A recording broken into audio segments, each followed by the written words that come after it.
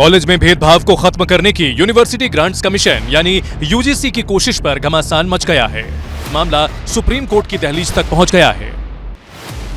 तो सवाल यह है, आखिर यूजीसी को नए नियम क्यों लाने पड़े? नए नियम पर हंगामा क्यों मचा है? यूजीसी इक्विटी रेगुलेशंस 2026 ने साल 2012 में बने पुराने नियमों की जगह ली है। यूजीसी का मानना है पुराने नियम समय के साथ कमजोर पड़ गए थे, उनमें कई जरूरी बदलावों की जरूरत थी। नए नियमों को ज्यादा सख्त और साफ बनाया गया है ताकि उन्हें सही तरीके से लागू किया जा सके। यूजीसी ने साफ किया है कि नए नियम सिर्फ सरकारी नहीं बल्कि प्राइवेट यूनिवर्सिटी, डीम्ड यूनिवर्सिटी और कॉलेजों पर भी लागू होंगे। यानी देश का कोई भी हायर एजुकेशन इंस्टीट्यूट इन नियमों से बाहर नहीं रहेगा। हर संस्थान को एक इक्विटी सेल बनानी होगी जो छात्रों की शिकायतें सुनेगी और भेदभाव से जुड़े मामलों को देखेगी। अगर किसी छात्र को लगता है उसके साथ गलत हुआ है तो वो इस सेल में शिकायत कर सकता है। जो यूजीसी का इक्वलिटी को लेकर जो नया गाइडलाइन जारी हुआ, इसको मैं एक सकारात्मक कदम की ओर देखता हूं। ऐसा इसलिए कि जो भी लोग पहले से बोल नहीं पाते थे, अपने आवाज को रख नहीं पाते थे, चाहे तो किसी पे आरोप लगाने से डरते थे, उन लोगों को बल मिलेगा ताकि वो अपनी बात को रख पाए। आज जो यूजीसी निकाला गया है बेहतर है। कितना होता है मुंह देख ली, मतलब कि यूजीसी का फायदा उठा लेता है और वंचित लोग मतलब कि उठा नहीं पाता है। छात्र ही नहीं, विपक्ष भी नए नियमों का स्वागत कर रहा है। उसका कहना है जाति धर्म के आधार पर अगर कहीं शोषण होता है तो उसमें बदलाव होना चाहिए। शैक्षणिक स्तर पे जो शोषण हो रहा है उसका निराकरण हो, निराकरण के लिए कोई प्रयास हो, वो ठोस और सार्थक हो, ये सब चाहते हैं। हम भी चाहते हैं और पूरा देश चाहता है। जो कार्यस्थल है वहाँ पे अगर कोई कार्य करते वक्त अगर किसी तरह का शोषण होता है और खासकर जाति धर्म या जेंडर के आधार पर होता है तो उसका निराकरण होना चाहिए। लेकिन इन नए नियमों का विरोध भी हो रहा है। यूजीसी इक्विटी रेगुलेशंस 2026 के जिन बिंदुओं पर विरोध हो रहा है वो है ओबीसी वर्ग को जातिगत भेदभाव की परिभाषा में शामिल करना और ड्राफ्ट में झूठी या दुर्भावनापूर्ण शिकायतों पर जुर्माना या निलंबन जैसे प्रावधान हटाना। विरोधियों का तर्क है इससे सामान्य वर्ग के शिक्षकों और छात्रों को निशाना बनाने के लिए कानून का दुरुपयोग हो सकता है, क्योंकि गलत शिकायत दर्ज कराने वाले पर किसी दंड का डर नहीं रहेगा।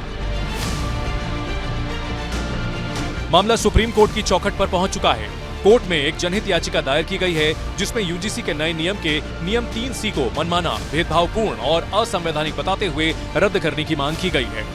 हमारी मेन आपत्ति ये है कि ये जो ओबीसी एससी एसटी ये कास्ट नहीं है, ये क्लास है और इस डिफिनीशन से जनरल कैटेगरी को बाहर कर देने का मतलब ऐसे ही है जैसे अंग्रेजों ने अपने कॉलोनियल समय में एक रूल बनाया था क्रिमिनल ट्राइब एक्ट कि एक पर्टिकुलर कास्ट के लोग अपराधी ही होते हैं। इस प्रकार से ये एक ऐसी लीगल प्रिजम्पशन पैदा करती है कि जनरल कैटेगरी के लोग ही डिस्क्रिमिनेशन करते हैं और उनके अगेंस्ट डिस्क्रिमिनेशन हो ही नहीं सकता। संत समाज भी इसके विरोध में खड़ा हो गया है। महामंडलेश्वर यति नरसिंहानंद गिरी ने इसे हिंदू समाज के लिए घातक बताया। ये आप पे भी खतरा है, ऐसा नहीं है कि आप लोग बच जाओगे, रिटायर तो होगे ना, बच्चे तो इसी समाज में रहने हैं, आपके भी बच्चे तो इन यूनिवर्सिटियों में जाने हैं। इस बीच बीजेपी सांसद निशिकांत दुबे मैदान में आए हैं। उन्होंने सोशल मीडिया एक्स पर केंद्र सरकार का बचाव किया। निशिकांत दुबे ने लिखा, 10% आरक्षण गरीबों को देने वाले के खिलाफ कौन? ये पत्र है, पढ़ लीजिए, जिसमें यूजीसी साफ कह रही है कि किसी भी समाज, जाति, वर्ग, धर्म या संप्रदाय के तौर पर कोई भेदभाव नहीं होगा। बाबा साहेब अम्बेडकर जी के बनाए संविधान के आर्टिकल 14 की मूल भावना का सम्मान मोदी गारंटी है।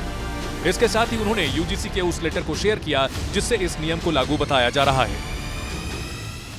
वहीं बीजेपी नेता शहनवाज हुसैन का कहना है जिसकी जो भी चिंता है उसे दूर किया जाएगा। सर, यूजीसी कमेटी में सर शामिल किया जा रहा है सर, और अनिवार्य कर दिया है कि इससे सभी समाज नाराज है, सारी नाराजगी दूर कर दी जाएगी।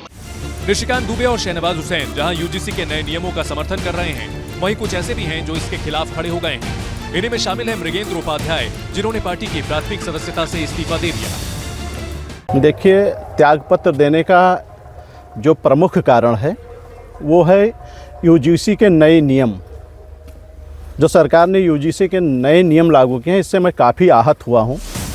मतलब साफ है, यूजीसी के नए नियम आने वाले समय में विवाद का नया अखाड़ा बन सकते हैं। ऐसे में देखना यह होगा सरकार इससे कैसे निपटती है।